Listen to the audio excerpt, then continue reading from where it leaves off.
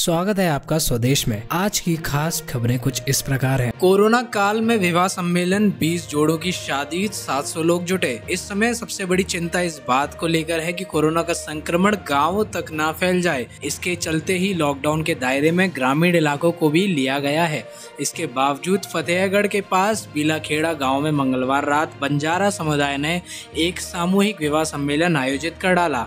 इसमें धूम धड़ाके से 20 जोड़ों की शादी हुई, बकायदा बारात निकाली गई और पंगत का आयोजन भी हुआ। इसके अलावा बड़े शामियाने में छोटे छोटे हिस्से भी बनाए गए हैं, जिसमें वर व वधू पक्ष के लोग बैठे हुए दिखाई दे रहे थे।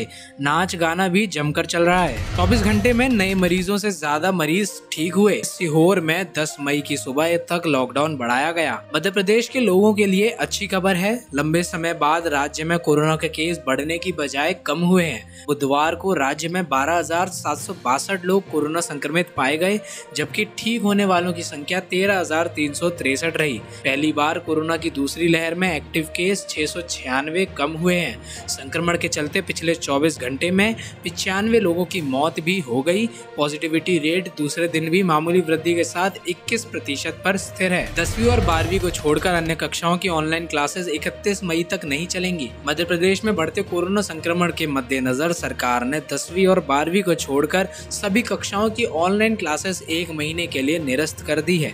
अब कक्षा 1 से लेकर 9वीं और 11वीं के विद्यार्थी 1 से 31 मई तक ऑनलाइन क्लास में नहीं पढ़ पाएंगे। इस संबंध में लोक शिक्षण संचालनालय ने मंगलवार को आदेश जारी कर दिया है। आदेश में कहा गया है कि वर्तमान में कोरोना संक्रमण लगातार फैलने के कारण स्टूडेंट्स में भय व तनाव की स्थिति बन रही है। ऐसे में कक्षाओं से तनाव और ज्यादा बढ़ेगा। इस कारण 10वीं और 12वीं बोर्ड को छोड़कर अन्य कक्षाओं की ऑनलाइन क्लासेस 1 मई से 31 मई 2021 तक के लिए निरस्त की जा रही हैं। 85 वर्ष की दादी ने 5 साल पहले कैंसर को हराया और अब कोरोना को मात दी। बोली, जंग रोकर नहीं, हंसकर जीती जाती है। कोरोना से डरने की नहीं, लड़ने की जरूरत है। जब हो गया तो हो गया, क्या डर के रहेंगे। वैसे तो मैं ठीक थी, लेकिन मेरे इकलौते बेटे मनोज को पहले कोरोना हुआ था। शिवरात्रि के बाद तबीयत बिगड़ी थी, टेस्ट करवाया था तो पॉजिटिव हो गया। उसके बाद मुझे, मेरी बेटी, मेरी नाती तन्मय और नातिन तन्वी को कोरोना हुआ। मनोज की तबीयत बिगड़ी तो सकलेजा अस्पताल में भर्ती करवाया।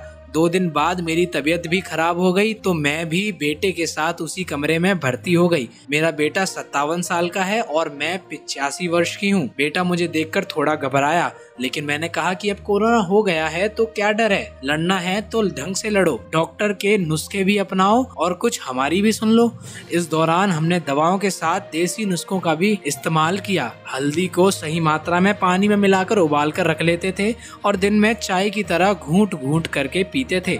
दिन में माँ बेटा दोनों भाप लिया करते। ना रात को सोते समय नमक के गरारे करते। 6 दिन में बेहतर लगने लगा तो मैंने कहा, मनोज अब छुट्टी करवा लो, अपन चलेंगे तो दूसरे को बेड मिल जाएगा। इसी तरह की खबरें जल्द से जल्द पाने के लिए जुड़े रहिए हमारे साथ स्वदेश में।